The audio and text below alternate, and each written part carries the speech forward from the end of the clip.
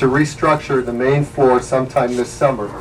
So please stay tuned and please be patient when the renovations are underway. We're doing a number of other exciting things to grow the business. Many of you may already have had a chance to see and even use the book printing machine that's in the fiction room. It can access out-of-print books or produce self-published works in about 5 minutes while you watch. We've added dozens of new literary classes, and we've just announced a new program of literary trips. The first 2 will be in October, one to Ireland, the other to France. You can check out the itineraries and sign up at politicsandprostravel.com or ask about the trips at our information desk in the center of the store. And for more details about our books and programs, please consult our main website at politics-pros.com, where you can order books for delivery and also download ebooks. And now for this evening's featured attraction. It's particularly exciting for me to be introducing Paul Krugman. He and I happen to be in the same class at Yale. You can see what I was up against. We didn't actually know one another then. I spent much of my time reporting for and editing the campus newspaper, and Paul was immersed in economics. If I only had studied economics harder. We should also probably do a study of how many of us ended up with beards. Paul's academic achievements alone add up to an impressive contribution to humanity. His work in international trade and finance led to a Nobel Prize in 2008, and he taught at Yale, MIT, and Stanford before landing at Princeton as professor of economics and international affairs. But Paul has also had an impact well beyond academia because of his great ability to write about economic ideas and developments for non-economists. He's authored and edited more than 20 books, and he's been a prolific writer of columns and articles, including currently a New York Times column that appears twice a week. Paul's new book, And This Depression Now, addresses our current disastrous economic situation. In blunt, lively, at times witty, and always engaging prose, Paul describes what should be done to fix the economy and end the suffering. As he notes in the introduction, much has already been written about how we got into this mess. The question he focuses on is, what do we do now?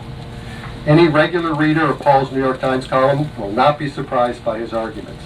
He thinks the government should be spending more with a renewed focus on job creation until the private sector is better able to carry the economy forward again. That's not what's happening, of course. Instead, austerity policies have become the rule. Paul writes that, quote, a combination of self-interest and distorted ideology has gotten in the way, preventing us from solving a solvable problem. We're in tonight for a provocative economics lesson from a real master. Paul plans to speak for 20 or 30 minutes, and then he'll take questions. If you have a question and can manage to get up to one of the 2 microphones in the front, we appreciate it because we do record these events and post the recordings online. And afterwards, Paul will remain to sign copies of his book, and judging from the size of the crowd, he may be here until very, very late. Anyway, please silence your cell phones if you haven't already, and join me in welcoming Paul.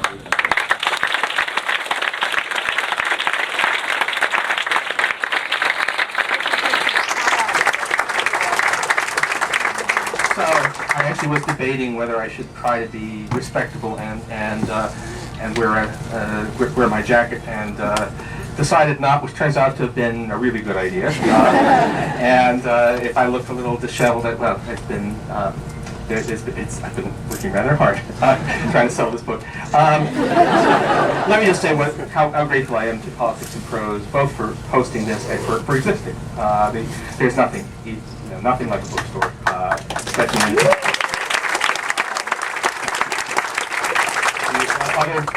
we live in this age of electronic stuff, and I use it to where you can generally find what it is you were looking for, but only in a place like this can you find what you weren't looking for, which turns out to be really important. Okay, so why this book? So I of course I write columns. I have a blog which has kind of taken over more of my life than I ever expected it to. I've been arguing, and many of the arguments that are in the book are also have been there before, though I hope I've added some new stuff. But I've had the sense, trying to argue what we do in this situation. That there is a need for putting the whole argument in one place. That I often feel like I'm playing whack-a-mole. I'll advance an argument and somebody will raise an objection, which I had actually already answered in a previous column or in a previous blog post. But of course, people don't necessarily remember that, and it really is helpful to put it in one place. This is different. There have been tons of books, some of them really wonderful, about how we got into this mess. There's now getting a series of sort of postmortems on policy in the first 2 years of the Obama administration, which is also a worthwhile enterprise. But that's not the issue now is okay, now what? What do we do now? And let me say in particular that an awful lot of the how did this happen is kind of, it's almost a prurient interest. Everyone wants to talk about the excesses of the boom and the bubble. Everyone wants to talk about the reckless lending, which is fine, but bad lending, bad investments are one thing. Mass unemployment is actually a much more serious question. And one does not necessarily follow from the other. There's this tendency to view the whole thing as a morality play where, well, you sinned and therefore you must suffer. But first of all, that's wrong on the economics. And secondly, the people who are suffering are not the people who sinned. Right? And so let me just start by saying a word about what I think everybody knows, but it's just worth emphasizing, which is how terrible things remain. We say we have a recovery, and there's been some genuine improvement the last few months, but still, my God. So we just had a report out this morning, actually, on very long-term unemployment, people who've been out of work for more than a year. And it's 3.9 million people now, so it's down from 4. Wow. There's been nothing like that since the 1930s. And you want to think about just what it does to be out of work for that long. Even if you don't have a financial squeeze, it can destroy your soul. I know people in that position, but of course, for most people in that position, it means losing your house, it means losing everything. It's a life-destroying thing. And it's also a disaster for the future of the economy. People who've been out of work for a long time tend never to get employed again. There's also, and I wrote about this actually in Monday's paper, the problem of the young. This is an incredibly catastrophic job market into which to graduate. Whether you're a high school graduate, but even, in fact, very much so if you're a college graduate. There's been nothing this bad for recent college graduates again since the 1930s, and it's you can see it. The unemployment rate among recent graduates is actually higher than the national average unemployment rate. So if you hear something about how well it's okay if you have a lot of education, not if you're young. A vast number working part-time, and clearly you can see from the wage numbers an awful lot of students who've studied hard, gotten good grades, got their degree, run up a lot of debt, and are now working as baristas or whatever. Just can't find a job that makes any use of their skills. So and that's a disaster. And we actually have a fair bit of evidence on what that does. How long will it take someone who graduated into a lousy job market to make up for that, to make up for the bad start to his or her working life? And the answer is forever. They never will. Students who are born into a bad job market in 1982, who graduated into a bad job market in 1982, never made up for that. And this is, of course, far worse, far more sustained than anything. So enormous damage is going on right now. And the thing about it is that this does not have to be happening. We have not had a plague of locusts. We have not had a tsunami in this country. We have not had harvest failure. We haven't lost the technology we had. Our workforce has not lost its skills. This is all a preventable catastrophe. Lots of people have trouble with that. They think that if things are this bad, there must be deep reasons for it. There must be something. There can't be easy answers to it. So one of my favorite quotes in all of economics comes from John Maynard Keynes, who's an inspiration for all this. And he was writing. He had an article he wrote called the Great Slump of 1930, written, of course, in 1930.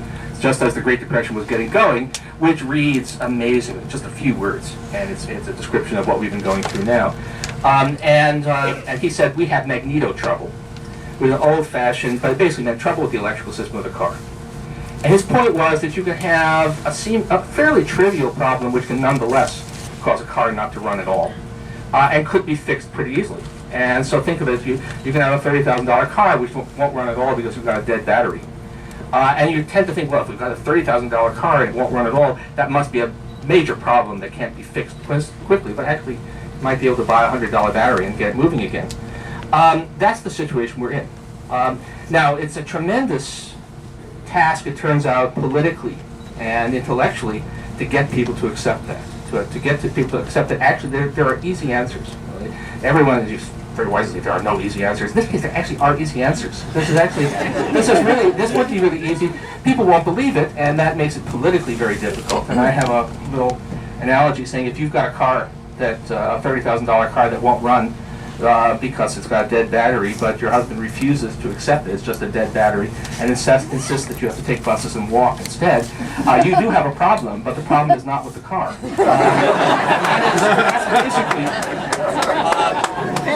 That's basically where we are right now.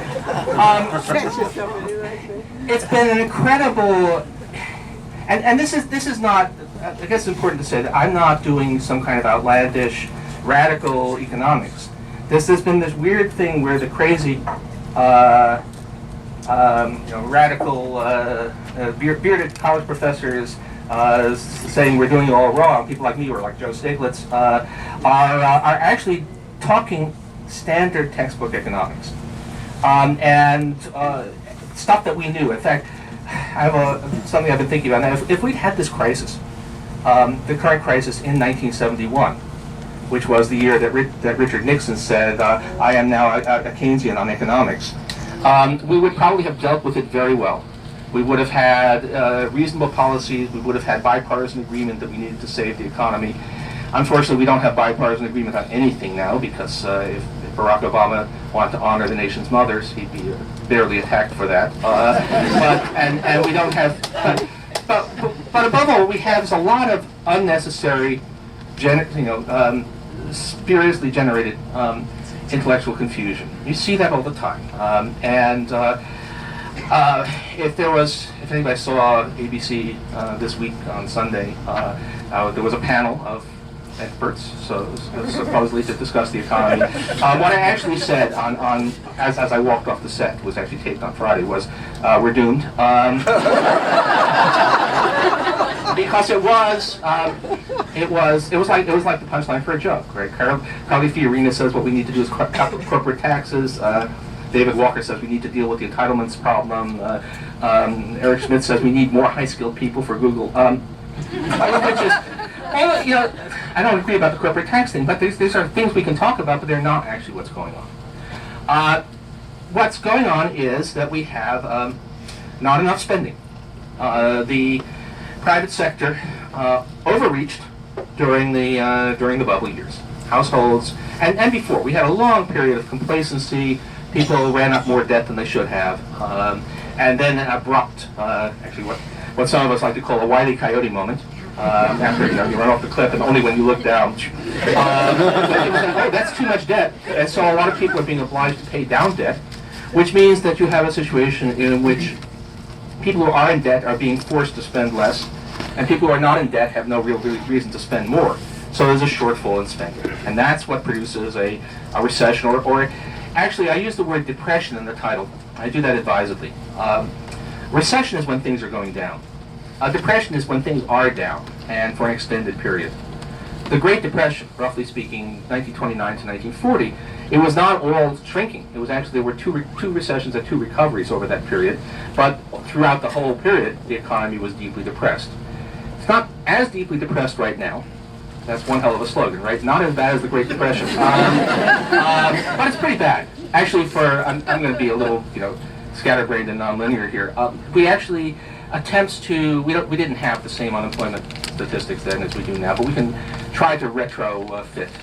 And best estimates are that in 1937, which was the year that FDR unfortunately listened to the serious people of his own time and slashed the WPA, sending the economy into another downturn. But in 1937, by modern concepts, the unemployment rate was about 9%. So actually, we are in fact not significantly better than we were in 1937. So we are really experiencing depression conditions. The right thing to do in that situation is for If the private sector has gotten itself to a situation where it can't be induced to spend enough, and that is the situation, then temporarily, not forever, but temporarily, the public sector needs to take up the slack. This is a time for the government to be spending more, not less. What's actually happened is this, especially since 2010, is we've gone totally in the wrong direction. Under the onslaught of bad ideas, and interest group politics, but a lot of just plain getting it wrong. We've actually done the reverse. Instead of spending more, government has spent less. We've had, so another thing that people aren't quite aware of, I think, just look at since Barack Obama took office, private sector employment is about back to where it was on Inauguration Day. Public sector employment is way down. It's, and that has never happened before, at least not, I think, certainly not since World War II. Normally, public sector employment, which is mostly at the state and local level, grows with population. Which makes sense because if you want to think who are public sector employees, almost half are teachers, basically. Think teachers, firemen, policemen, but above all, school teachers. And if we followed the usual track, we would have added around 700,000 jobs in the public sector. Instead, we've cut 600,000. So that's a unique, and it's a tremendous drag on the economy. We've cut back on investment projects, cut back even on basic maintenance. I don't know about here, but in New Jersey, the roads are full of potholes, and all of which is exactly the wrong thing to be doing, and has made all the difference between what might by now have felt like a real recovery underway and the actual disaster that we're experiencing. Lots of amazing. So we have an economic analysis. People have thought about, worked on, studied these issues for a long time. We have a pretty good idea of how this thing works.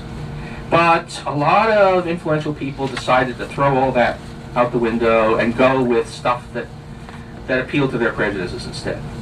This extraordinary belief that somehow or other actually slashing spending, austerity, in the face of a depressed economy was going to make things better. And why was that going to happen? Well, confidence. It was going to inspire confidence. So my contribution to the English language is I introduced the notion of the confidence fairy. The belief that, which is widespread among serious people, that you could do stuff that clearly is going to make the economy shrink, but somehow it's going to grow because the confidence fairy will come in and make it all right. So we don't get to do experiments, controlled experiments in economics very much. I think it would be a violation of the human research guidelines actually to do it. But we've done what amounts to as good an experiment as you're ever going to get within Europe, where because of the way things are set up and a whole bunch of special problems that they've created for themselves, they've had extreme austerity in some countries, but not in all. And the results are in. It's been disastrous. It's been disastrous even in the countries that were good soldiers and did everything they were supposed to. Think about the Irish, who have been totally kind of this sullen acquiescence, but they've done everything they were supposed to in terms of austerity, and have been told this will bring back confidence, have even had their recovery supposedly hailed, not once but twice, in 2010 and 2011 again, people saying, oh, we see Ireland's on the road to recovery, and it isn't. Unemployment is 15%. The economy has shrunk by double digits. Incredible disaster. And so if you have we had a test of two views of the world. Back in the beginning of 2010, I suppose it was possible to argue that people like me or Joe Stiglitz or Christy Romer, the former head of the Council of Economic Advisors, had the wrong model of how the world works, and that people like Paul Ryan in the House or Jean-Claude Trichet at the European Central Bank had the right model. But over that period, those guys have been wrong about everything. And people like me have been right about most things, not everything, but good enough, to say that we have a pretty clear test. So, what do we do now?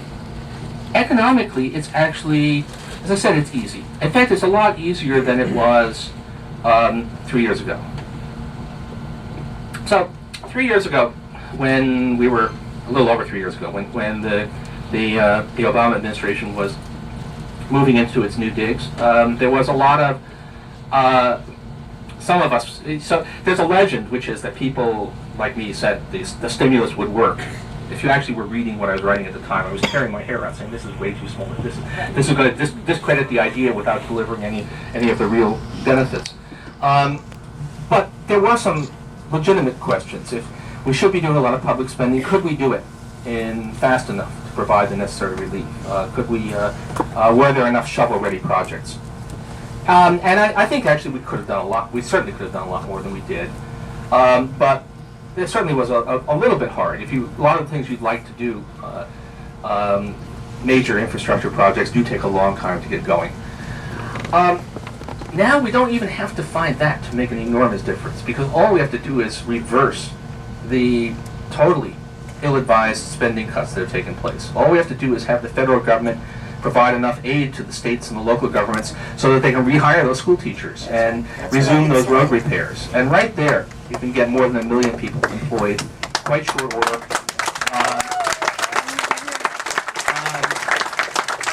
I do a little math in the book. It's quite clear that you could get the unemployment rate below 7% in quite short order. I mean, this thing could be, the nightmare could be ended faster than anyone imagines. Anyone who hasn't actually done the analysis imagines.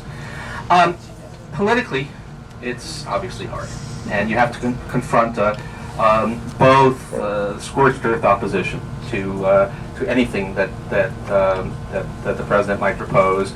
And a lot of bad ideas that retain their currency in spite of having been wrong over and over again. But you try to make headway on that. You don't say there was a really bad instinct, I think, on the part of the administration, which was that if there was stuff that they didn't think they could get or it could get anytime soon, that they should not even ask for it. That they should basically just go quiet on what really should be happening. And that turns out to have been not at all a good measure. And when they started finally last fall, actually getting a little bit more aggressive about saying these guys are standing in the way of what America needs, it turned out to be a political winner as well as the right thing to do. So you keep on pushing. It is a huge task.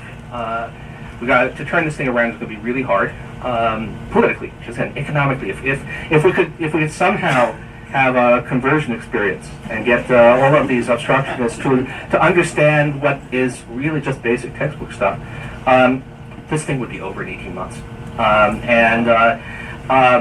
It's not going to take longer than that because it's not so easy, but this is why we write books. And so I have this new book trying to start the process of getting us moving in the right direction. Thank you.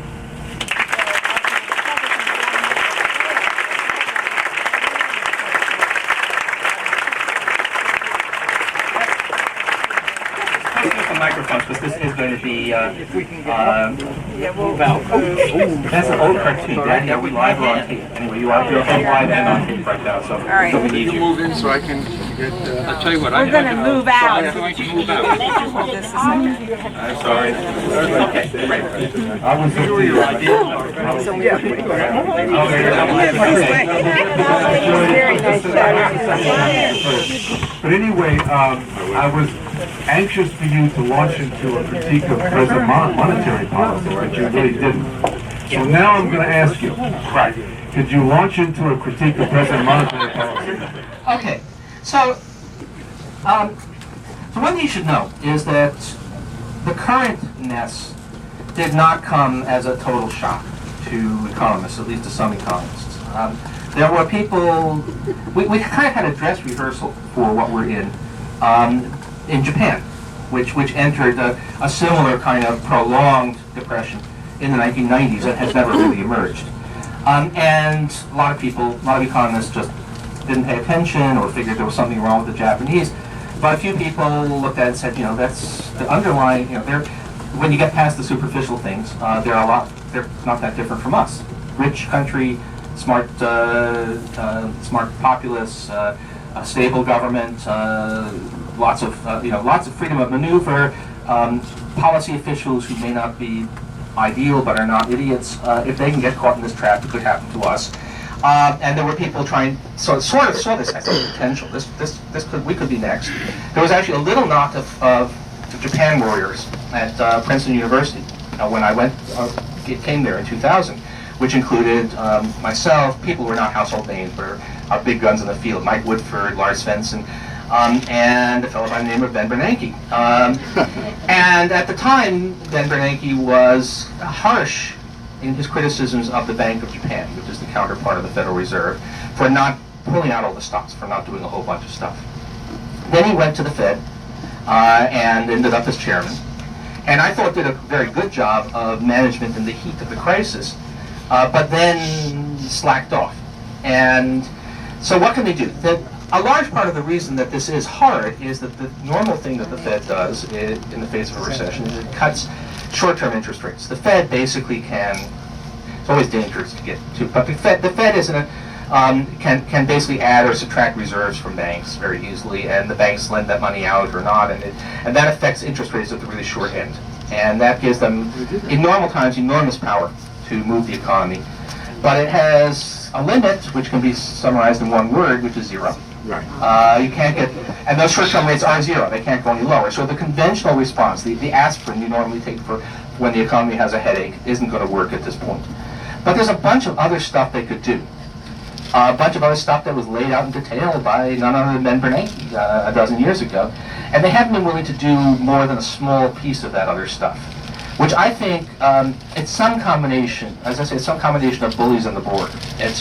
It's a combination of being intimidated by right-wing people who are constantly accusing them of it could be Zimbabwe tomorrow. Even though that's one of those predictions that has been wrong again and again and again, and yet somehow opinions don't move. And the other is the institutional defense. It's a lot more comfortable for the Fed to say, well, we've done all we can, sorry, than to do something that might not work but might and is really, really necessary.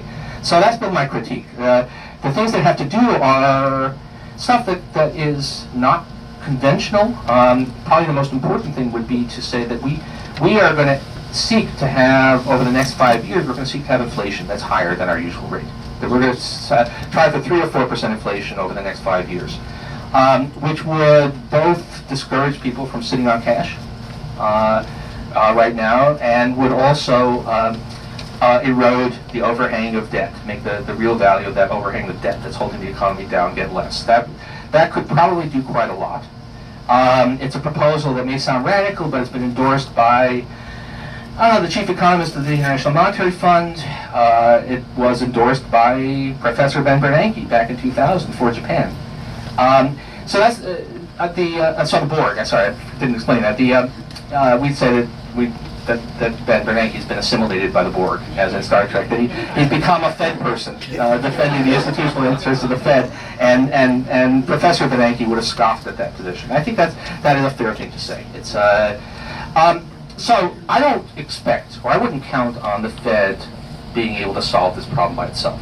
It would be a lot. I would still think that the prime solution would be rehire those school teachers. But the Fed could be doing a lot more, and particularly since the Fed can act, does not require that you get past the crazies in the House, that the Fed should be playing a much bigger role than it is. So I suspect that Ben Bernanke won't be very friendly to me the next time we meet, but I'm actually doing this for his own good.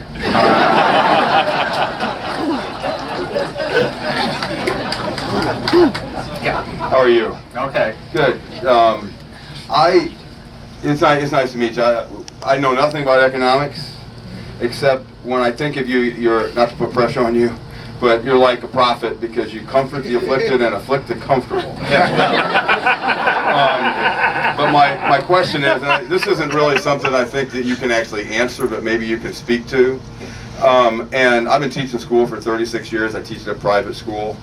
And so I'm not one of those public school teachers that need to be rehired. My 403B goes up, and I feel this is great, but oh gosh, the bad guys are winning again. And so what I'm curious about, a young colleague asked me one time, how can I reconcile teaching at a private school, yet asking these questions of my students, we read books, to ask hard questions. And I told him, well, you just got to make peace with biting the hand that feeds you. Yeah. And so my question is, I don't know how hard to tell him it's okay to bite.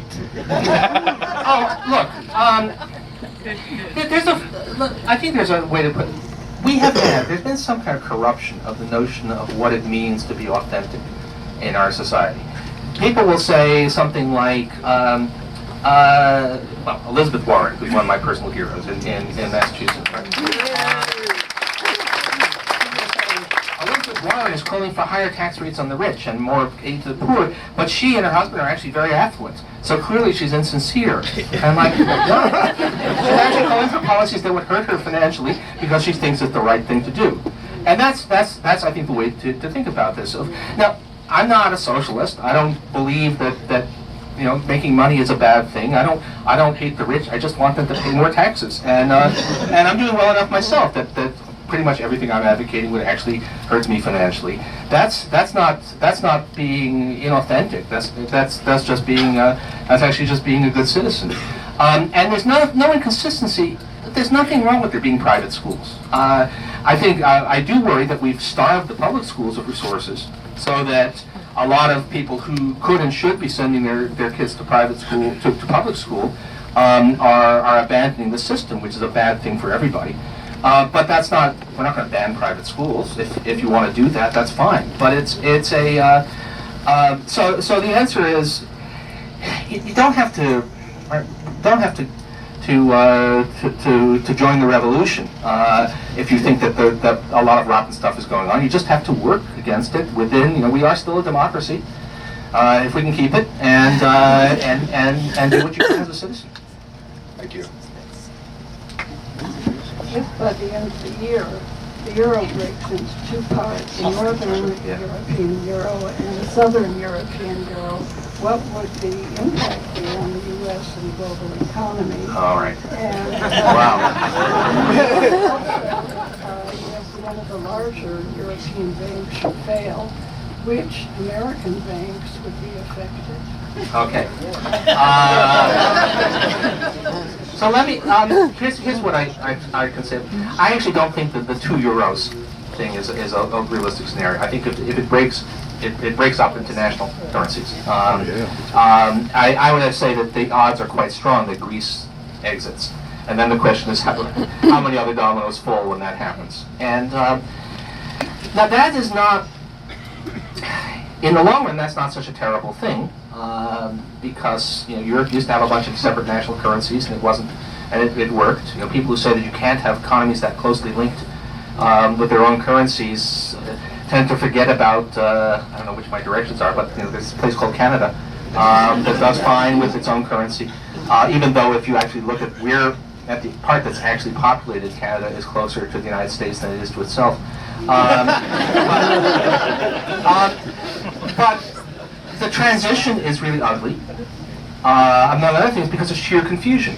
If Spain is actually the pressure point. If Spain leaves voluntarily, or more likely is forced out of the euro, what a claim on a Spanish debtor, Spanish bank, is that a claim in euros or is it a claim in new pesetas? And that's going to be a legal morass. A lot of financial disruption, and actually the most important thing, this is something where I've spent enough time in Europe and am sympathetic enough to them to understand that it's a disaster politically. The European project, the project of political integration in tandem with economic integration, is one of the best things that's happened to the world these past 60 years. It's taken a war-torn continent with a terrible history and turned it into a place of peace and democracy. And all of that's in danger now. And a failure of the euro is going to do enormous damage to that. Now, the impact on us. There's two kinds of impact. One is the European economy takes a beating, which it would in the short run, though not all that long. And that hurts our exports, which is real but limited. In spite of all of the globalization, we export less than 2% of what we produce in this country to Europe. It's just not that much exposure. Banks. The banks, you worry about super Lehman. You worry about this exploding lack of confidence. I guess I'm 80% relaxed about that because I believe that governments and central banks will step in to bail out the banks, as they have in the past. That in fact, this will be contained, and that we'll have less of a panic because people will expect it to be contained. Now there is a question: what if we do? What if the euro breaks apart in February 2013, and President Obama says, "Okay, we need to step in to contain the financial damage," and and the Republican majority in Congress says, "Oh, if it's coming from President Obama, we're against it," and their Wall Street campaign contributors don't have enough pull to tell them, you know, you really don't want to destroy the world. So that's the 20% that I have. But I think this is all. But I actually think the European problem is primarily a European problem. But that's no reason to be relaxed about it. This is, you know, Europe is the same size economically as we are. In terms of the fate of the world, it's every bit as important as we are, and ugly stuff is happening in Europe. Even if they don't have this catastrophic scenario, there's ugly stuff. I've been allowing my colleague Kim Lane Shepley, who has the Law and Public Affairs program at Princeton, to post some stuff on my blog about what's going on in Hungary, where you really are seeing in the heart of Europe a clear march away from democracy. And this wouldn't be happening if it weren't for the economic distress. So this is really bad stuff. The effect on U.S. GDP is really a second-order consideration. It's the effect on, my God, there are photos. You can see photos of some of the. There are paramilitaries in Central Europe again. Look at those photos, and you find yourself wondering, what decade, what century are we in? It really, there are ghosts of the past that I never expected to see again in my lifetime, but there they are. I Yeah. want to ask a follow-up question about Greece. I'm Hey, sorry. Oh. We gotta get that. Well, you can't. Well, all right. We seem to have a majority vote no. Can we come back? Maybe we can do it in a bit. But there's a long line of people each phone. Another question. I have a three, excuse me. No. I think we're gonna have to ration. I'm sorry. It's we have to have death panels on questions. I have a three-part question. One answer, you're going to send your book to Obama. Two is, why did he listen to Geithner and Summers and all the rest of them instead of you? And three, what can he do now, given the Republican horrible opposition? So there's limited. Let me answer that. The last one first. There's limited stuff he can do, but he can do two things. There are areas where he still has leverage. There are things he can do. There's things that a lot of mortgages in this country are owned by Fannie and Freddie, which are government agencies, and they can do a lot of refinancing without congressional authorization. And they've been very slow. The head of the Federal Housing Agency is dragging his feet, but he can be replaced. And this is, Obama is the president, and he can do more there.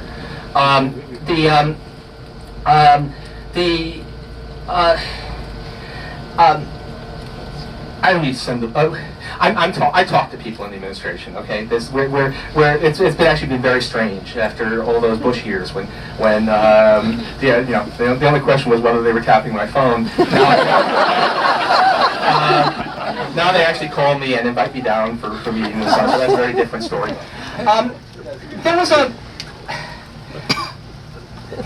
There's a real question. The clout of Wall Street and people associated with Wall Street. So Geithner himself is squeaky clean. No hint of any financial or personal corruption ever. But he was immersed in the Wall Street environment and tended to take the side of Wall Street in a lot of disputes. And Wall Street in general has this. It's not just that they have a lot of money and they can steer campaign contributions. And it's not even just that there's a revolving door and people. There's an awful lot of people who were in public policy somehow end up at Citigroup after their stint. But it's also that they're impressive people one-on-one. They're smart. They're often funny. They're clearly at the aura that comes with having made a great deal of money. They have fantastic tailors, and they tend to be very impressive. And so, look, it is public knowledge that there was a dinner fairly early on with Obama and the whole economics team and a fair bit of the political team, and then a bunch of progressive economists, Joe Stiglitz, myself, Robert Reich, Jeff Sachs, Alan Blinder, and you could just see that scruffy, bearded college professors had a hard time making the case that they knew better than these much more polished-seeming people. Of course, it turns out that we did, but that was but I think they've learned that lesson. I don't think so. Okay, well, this is sort of in the same vein. starting with the proposition that President Obama is not a stupid man. Not at all. He's extremely, and there's this weirdness on the side part of the Republicans, but just try talking to him. He's every bit as smart as rumor has it. And given the formidable opposition that he faces, let me say, besides the formidable opposition that he faces, what do you think has prevented him from embracing your ideas, or what appears to me his lack of willingness to embrace your ideas? And where do you see him, Okay. in the political economic spectrum? Early on, I think he was persuaded by the people who understated the gravity of the whole thing. There were some of us who were saying right from the beginning, this is the big one. You need to pull out all the stops. And there were a fair number of people in the administration who treated it as more of an ordinary slump, and if you can just sort of contain the panic, things will set themselves back on the right course fairly quickly. And he listened too much to that side early on. Since then, it's been a political question. What is the right way to deal with this Republican opposition? And much longer than they should have. They labored under the illusion, they being Obama and a lot of the people around him, under the illusion that if only they were sufficiently conciliatory, they could in fact make a deal. And basically 2011 was wasted on attempts to actually make a deal with people who will never make a deal. And so there was some, you may remember, some of you, that I was pretty skeptical of Obama during the primary. Largely because it seemed to me that he was approaching with this notion of post-partisan, being able to transcend the divide, and it wasn't going to happen. Actually, Barney Frank said that during that period that Obama gave him post-partisan depression. And so that was an error, and it was an error that lasted a long time. But again, that's all behind us now. I mean, I really think that we need to. I'm tired of rehashing. What should he have done in 2009? And the tone is very different now. I mean, obviously, when I talk to White House officials, they're probably trying to spin me and tell me what they think I want to hear. But I think the tone has really changed. So I think they're in a much worse position. I wish they'd been this tough back when they had more leverage. But there's an election, and everybody's kind of assuming that it's going to go that Obama will squeak through maybe. But face a hostile Congress, but that's not at all certain. And I talk at the end of the book about different scenarios, and there are possibilities that he will have more leverage. There are things he can do even if he doesn't, and there's also, we don't know what Mitt Romney actually believes. Some people listen and say his campaign slogan should be vote for Romney. He doesn't mean any of it. His economic team are not stupid, actually, but whether he would have the ability or the backbone to stand up to the crazies who dominate his party is another question. But all hope is not that it's not as if everything hinges on and also it goes on, right? I've been writing columns now since 2000, and it's never over. There was in 2004. People say, "Oh, this is the death of progressivism. There will never make a comeback." And then in 2008, well, this is the death of the hard right, and it's never over. You just keep on plugging. Hello, Professor Krugman. It's an honor to be here. I'm a sophomore at George Washington University here, and I've been addicted to your blog for the past years. I have to say, I took Macro 101 last semester, went to about half the classes, I got an A+, and that's thanks to you. My question is, about a month ago on your blog, you linked to a paper basically making the claim that 70% was the best top marginal tax rate to make marginal utility of the dollar. And you added by saying, if a hedge fund manager is taxed more, he works an hour less, he makes $10,000 an hour, he's just reducing, his economic activity is just reflected in his reduced income, and otherwise there'd be an externality which a free market wouldn't allow. But today, in the Times, another article that you linked to was that long article about Mitt Romney's best friend from Bain Capital, who was saying, look, I make only $1 for every $6 of economic activity that I make, and so I shouldn't be taxed more because my divine intellect and investment is going to be harmed by a higher tax rate. I was floored by that. What do you think about that? Well, I actually put up a blog post this morning. Rich guy says that we should be grateful for his wealth. and I think this is probably giving us some hint of what Romney really does actually believe. And think about it. The conservatives talk as if they believe in the idealized notions of perfectly competitive markets, and yet, when pushed on that, when taken this notion that we should actually have a quite high tax rate on top incomes because they don't get a lot of utility from their money, and it takes a while, but the argument is actually ironclad. That from the point of view of everybody else, you should really have a quite high tax rate, which probably around 70 turns out to be the right number for the highest incomes. That confronted with that, they suddenly start to say, oh, but there's all these non-priced, non-market benefits which come from the labor of the wealthy, but oddly don't come from the labor of anybody else. But this is ultimately,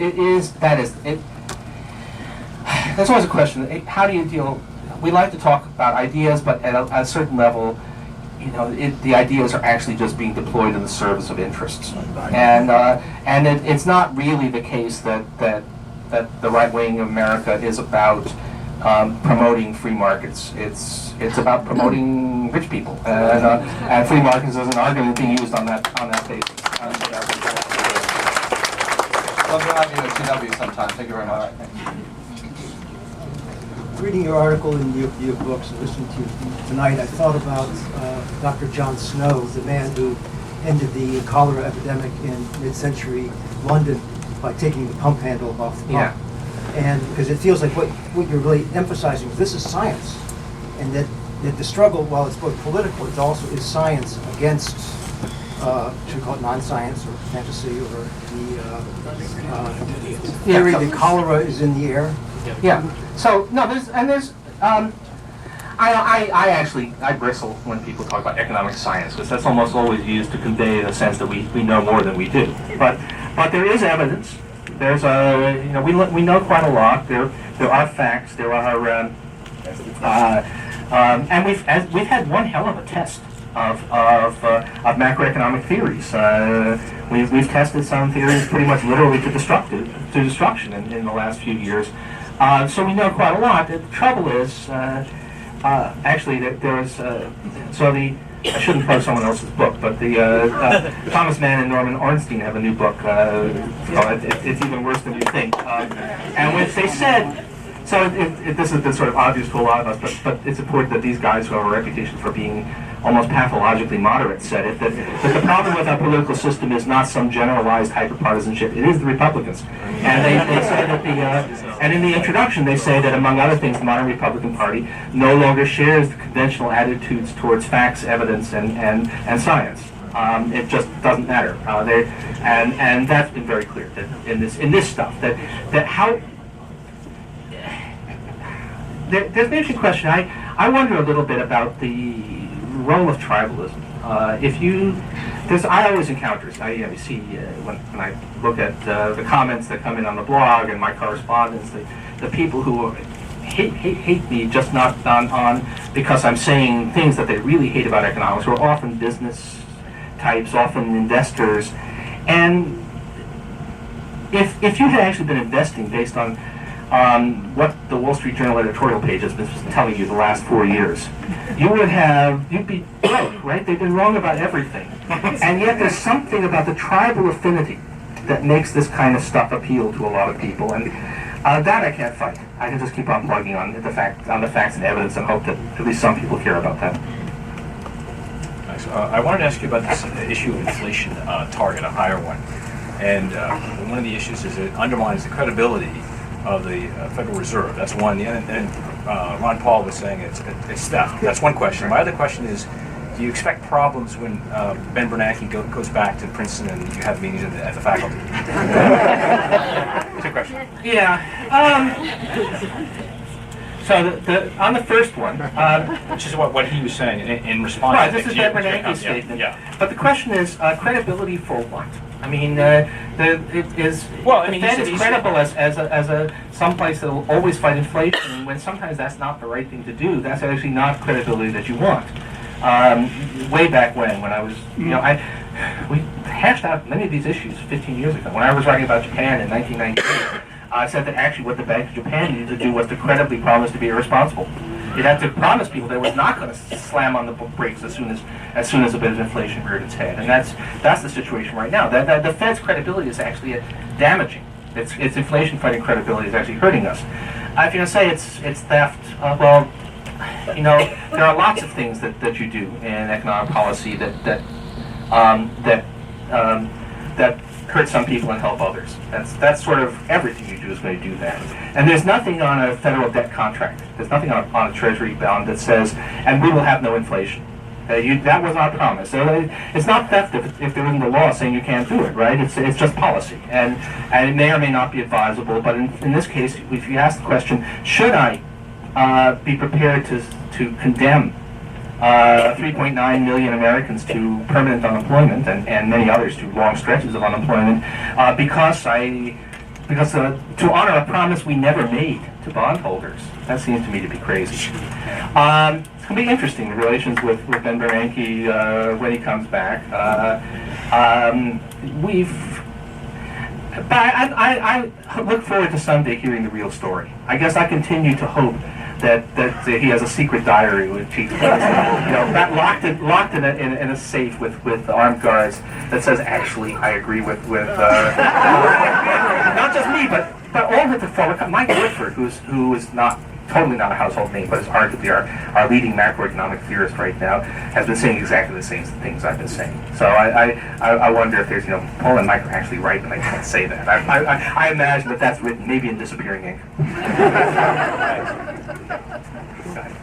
Do you think that, as well as increased tax rates for the rich, perhaps instituting carbon tax or legalizing substances, drugs and prostitution, taxing that, would help get us out of this economic depression? Well, remember, right now, the problem is not, the deficit is not right now a problem. The deficit is actually, for the time being, helping.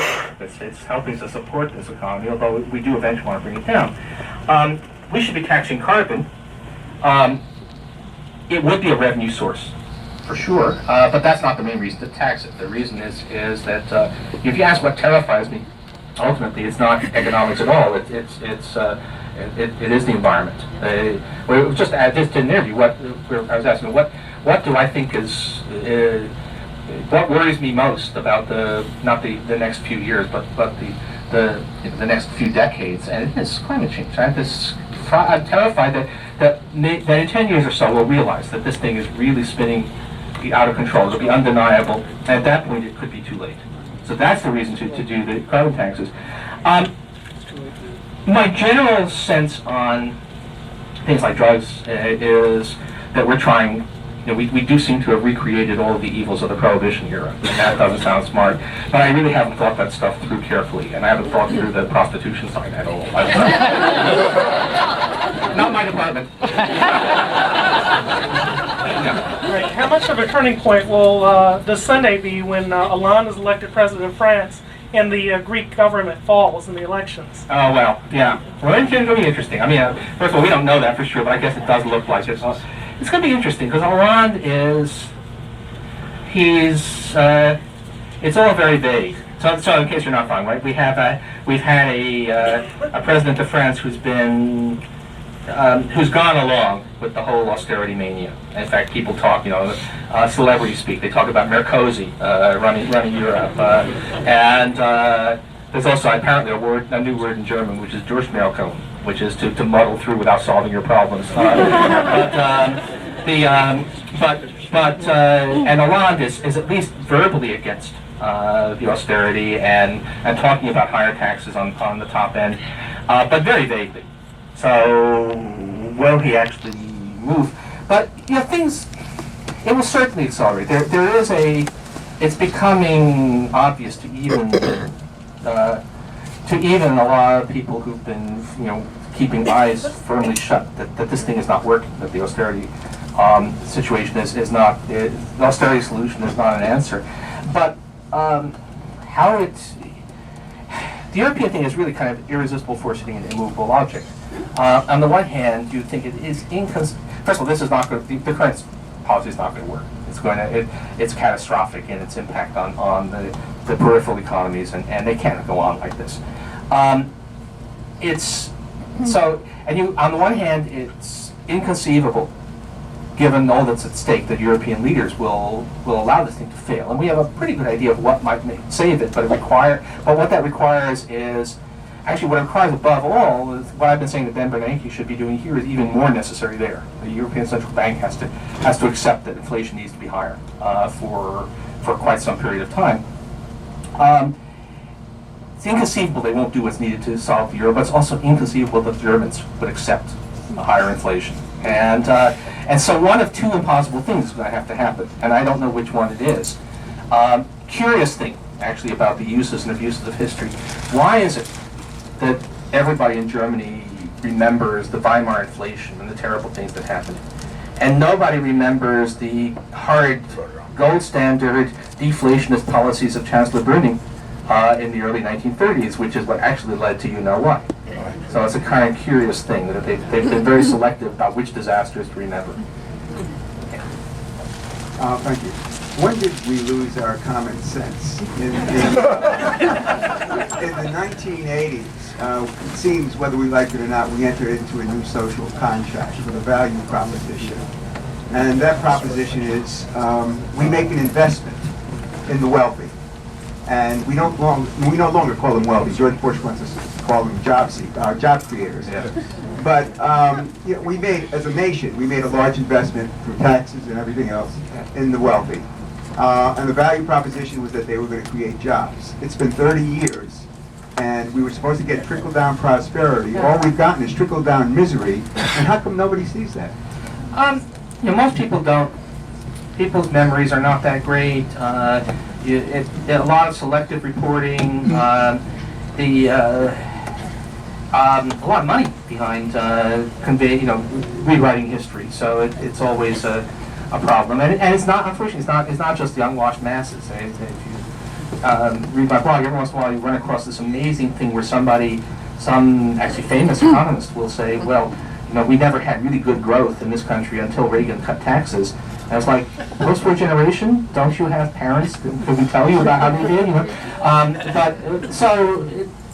Maybe it was always thus, but it is pretty extreme. And I don't think there was a moment. I think that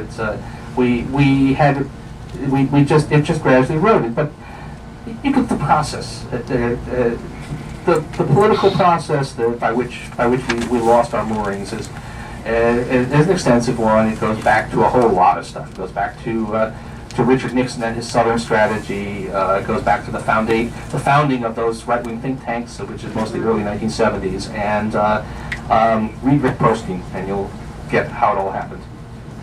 Yeah.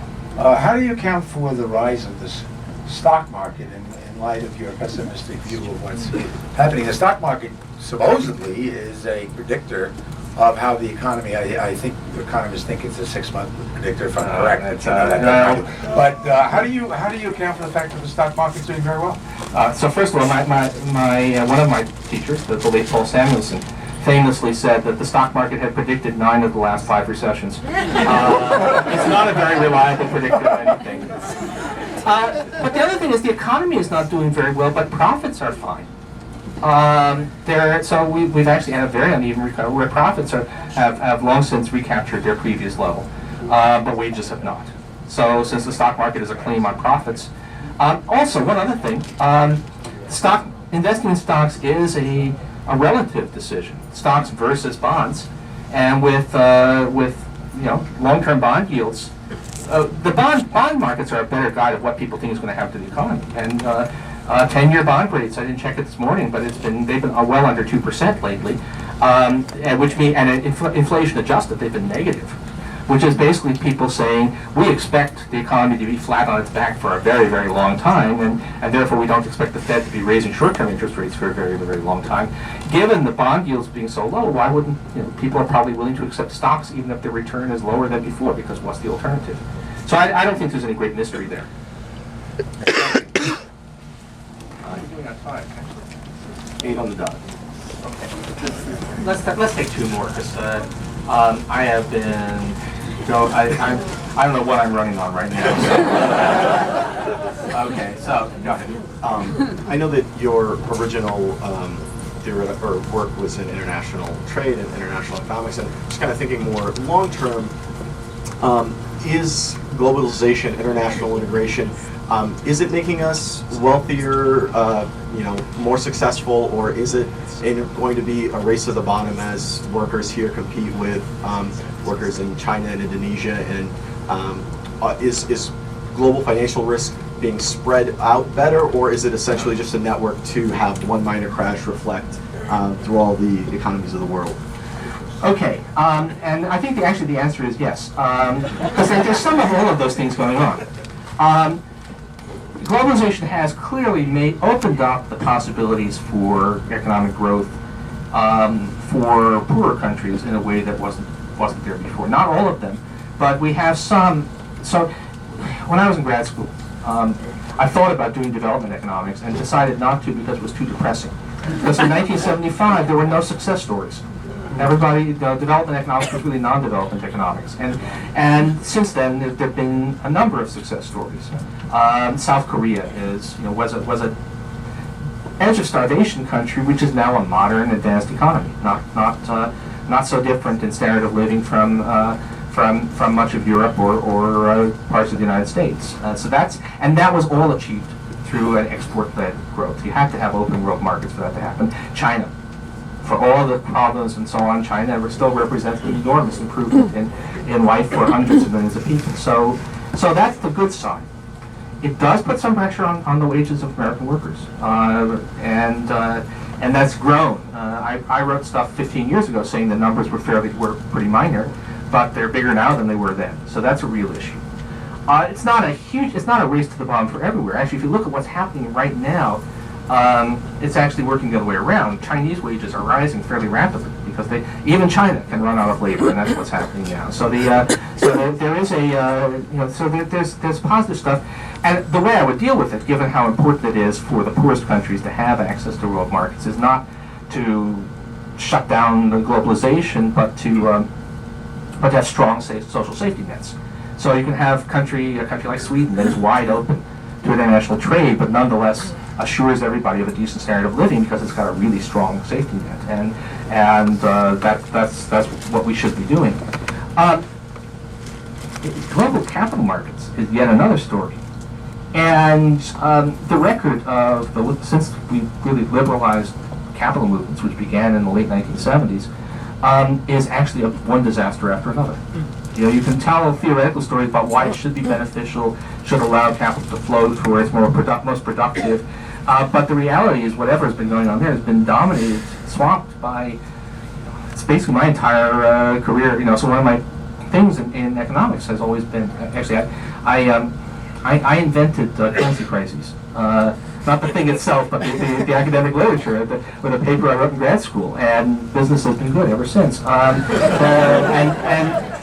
So it's just serious. The Latin American debt crisis of the 80s, Mexican tequila crisis of 94, Asian crisis of 97, 98, the Argentine crisis of 2001, 2002, all of which brought on by bond markets temporarily loving a country then dumping it. And one of the things I will say, actually, is those of us who had studied international macroeconomics, international finance, were a lot better prepared for this crisis than those who had not. Because if your focus was only on the United States, then runaway financial crises and collapses of balance sheets were something that was a distant memory of the past. If you've been studying international, it was something that was an ever-present reality ever since the 1970s. And so, that's one of those things that keeps on, people push for it. The wide open movement, particularly of short-term capital, because according to their notion of what ought to work, it should be a great thing, but in practice it's turned out to be a repeated disaster. Hi, I'm Marcelo. I'm a graduating senior at Georgetown University, econ major, and I wanted to know, because I follow Scott Sumner's blog. I know that you've tussle with him a little bit. Why do you think that pushing for more government spending, which seems to be a lot more difficult, especially considering the Republican opposition, why do you think that that's an easier path of policy choice as opposed to stocking the Federal Reserve Board with people that would support NGDP targeting and excessive amounts of quantitative easing? Okay, so this is going to be a little, but the question is, why shouldn't we be leaving the job up to the Fed and just say that the Fed should have a wider mandate? So actually, I'm for both, both the fiscal policy, but the so we talked about this quite a lot. There are people, there's a handful of people, someone like Scott Sumner, who I would regard as in a lot of ways the heir to Milton Friedman, who believe that the Fed, if only it tried, could do the job. But it turns out that what the Fed can do depends a lot, not on what it can do now, because it can do some stuff, but mostly on convincing people about what it's going to do later, what it's going to do once the economy recovers. That's really hard to do. I mean, you should try it. That's what I was yelling at Ben Bernanke about. You should try it. But to believe that that is a necessarily successful answer, I think, is way too optimistic. And you know, people say, well, there's some evidence that something like that happened in the 1930s, but they were able to make a drastic change in expectations by doing what at the time was a very radical thing, which was exiting the gold standard. Give me something equivalent that would be a huge signal now, and maybe I would talk differently. Fiscal policy has huge political obstacles, but it has one great advantage, which is the time to act is when the economy is bad. It doesn't require that you try to convince people that you will do something 5 years from now. It just requires doing it right now. So maybe Ben Bernanke can get a lot of people hired by promising to have a higher price level 5 years from now than people currently expect. And I basically gave him a pretty hard time saying he should be doing that. But if we go and rehire those school teachers, we have rehired those school teachers. It's not something that relies on convincing the markets about something that's going to happen in the future. It's something that we can do right now. This week we had a quite technical discussion of all this. Mike Whitford, who I mentioned before, had what I thought was a brilliant paper laying out the case, first laying out the theoretical case why commitment to future monetary policy might be superior, but why, given the realities, it's better. You really want to have some fiscal policy too. Thank you. I think you're there. Thank you.